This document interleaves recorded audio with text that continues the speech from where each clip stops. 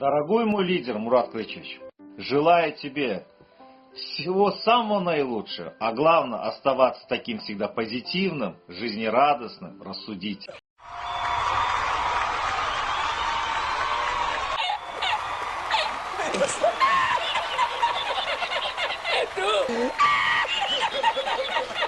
Yerler. Barana divan ekspertlerimiz Kaka Murat Kadirov var, Azat Kayıtbayev var, o gaptana bir möjük dip bir samsyk var, oňa Azat Feýkuliw menäme. Bara ekspertlerimiz bular biziň o divan ekspertlerimiz. Viyana vardım. Viyana varanda seni var ya kulağa seni.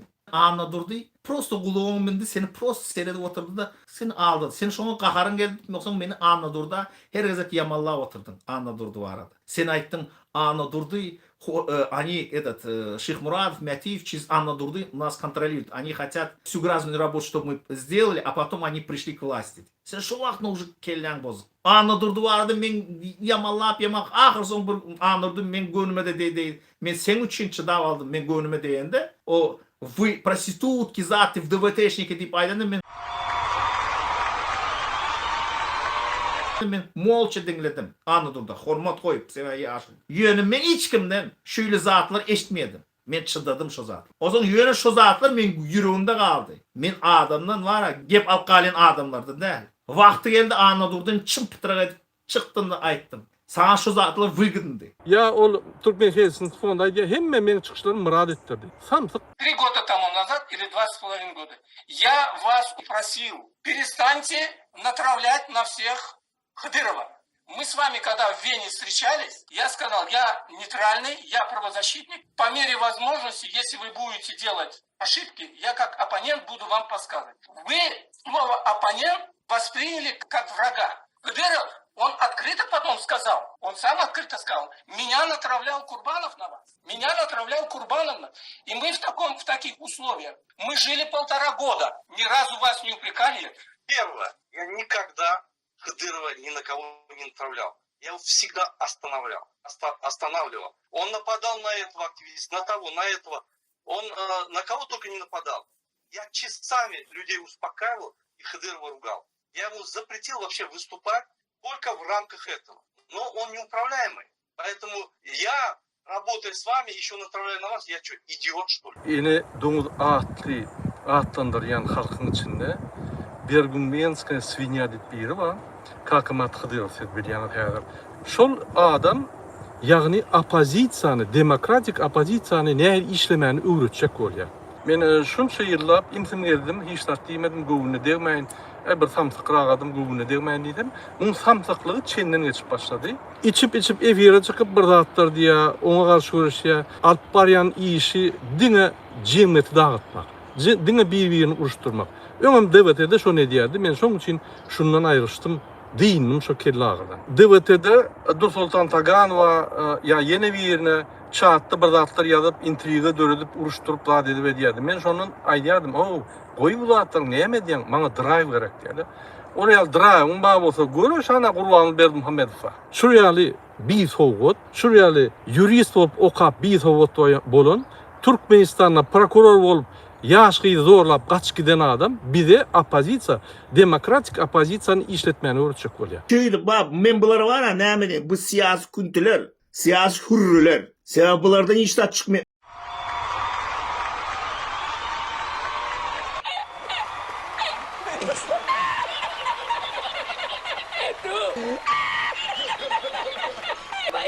Seret Dursultan men sana bir zat aýdym, Roza Krembayewaň ýadyňa sal. Roza meniň ýanyma gelende Anna Durdy Hajif yamallak geldi. Soňra oturup näme etdi geldi Käriýew yamallady. Menim Ýewropa barýan diýdim. Meni daja çykyş etdirmediler, gördi duraý diýdim. We maňa Anna Durdy Hajif saňa çykyş etmeklik bolmaýa, seniň eliňdäki hat geçerli däl, indi boldy diýildi. Sen Ýewropa geldin, öz işiň bilen boluber diýildi maňa. Çıkış etmekligem gadagan edildi ýöne sin etdiňmi? Men çıkış etdim Sultan. Men saytymyň blogyny açdyrdım we çıkış etdim dänim any durdy Hajifyň ýanyna bardym o beseň içinde.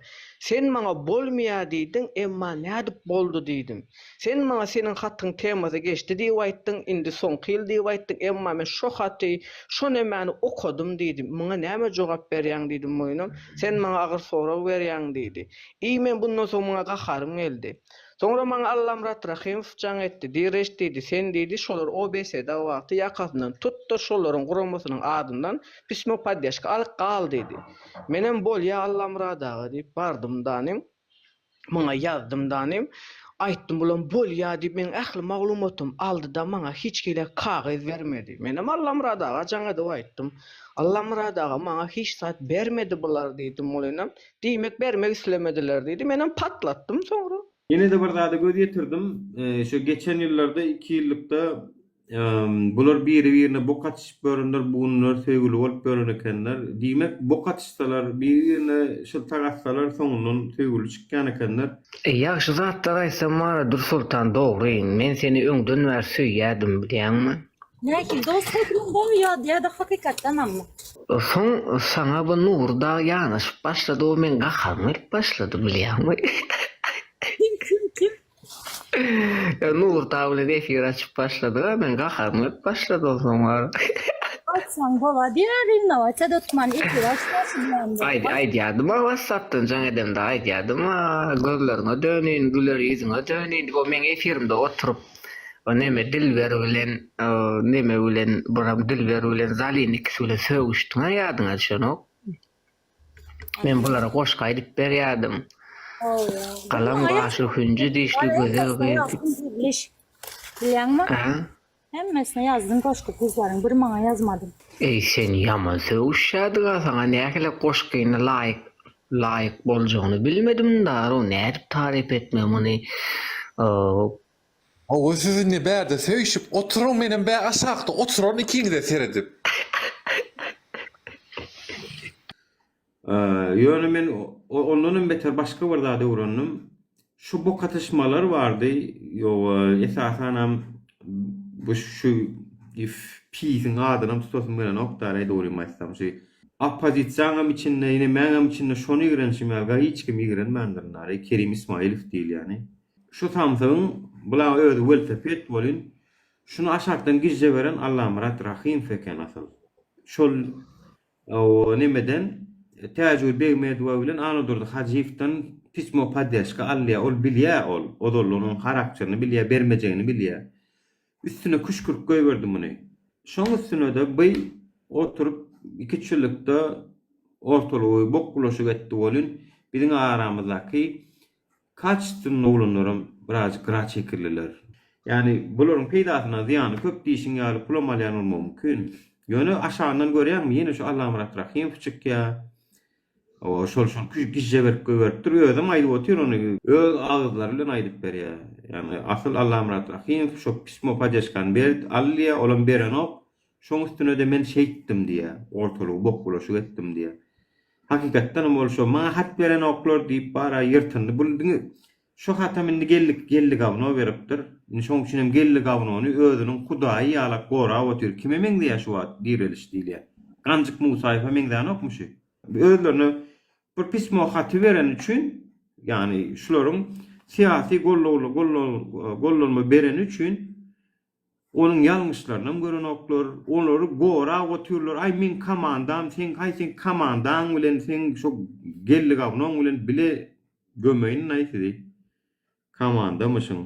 Oral yani oğlum Rusya'da tutulup Nime'de yatan deportta, aeroport yatan oğlum. Hiç sırada karamadan biz onu ağabeyini tutandık, biz onu tanıyandı oğlum. Bir de var şöyle hayra çıkışları başladı. Aeroportta deport lagerde oturup. Hacı'yla şunu şöyle çıkaracak yok. Yani onun gününü yine terk etmeye geldi.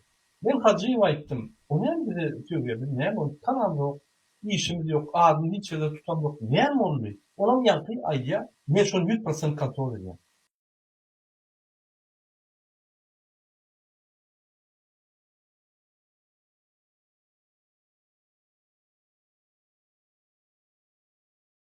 Ben şu soru berem. Ana sizi devlet lider bilen Murat Kurbanam geldi. Murat Kurbanam görüştü yani. Assalamualaikum. Salamlaşın. Assalamualaikum. Hürmetli vatandaşlar. Tamam, oturuyorum.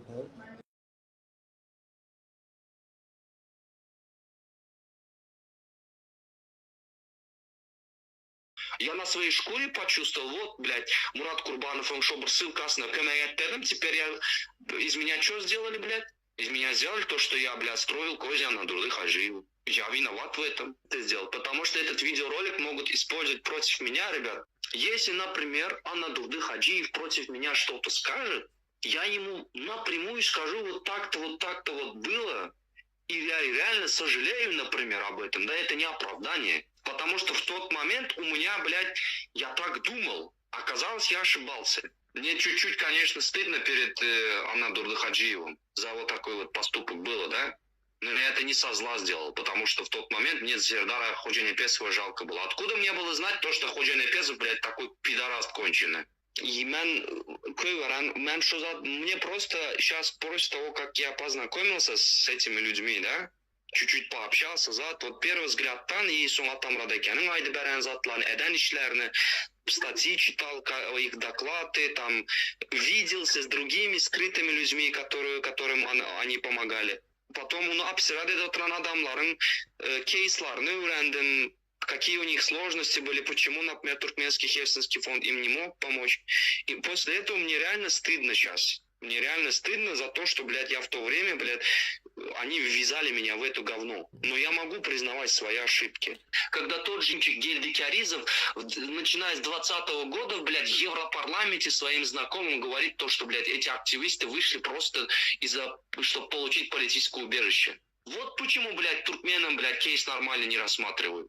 Может, Анна Дурды Хаджиев об этом не знает. Может, даже знает, sizlerin gönlünüzden değmeyen umut yitirmesin de aytmıydırdır. Может, он даже не знает. Правильно düşünmen bunu, Анна Дурды Хаджиевлар затлар эшитмесин, потому что хочу, чтобы они там Надежде Атаевой потом какие-то вопросы задавали, там она участвует в каких-то вот этих вот делах. Это мои терки, я сам буду. Хельсинский фонд туркменский, какие бы же они там не знали, у них какие-то корыстные или же черные мотивы не были бы, они это нигде не показывают. Поэтому я не могу сказать то, что, блядь, это черные люди. Mesela men Murat Kurbanov goldayan. Men Murat Kurbanov'un iyidinde. Okay, men bunu Murat Kurban'dan öğrendim. Diriliş kim adamlar? Diriliş. Kerim. Kazol nişasını. Böyle bir erkek var mı dünyada?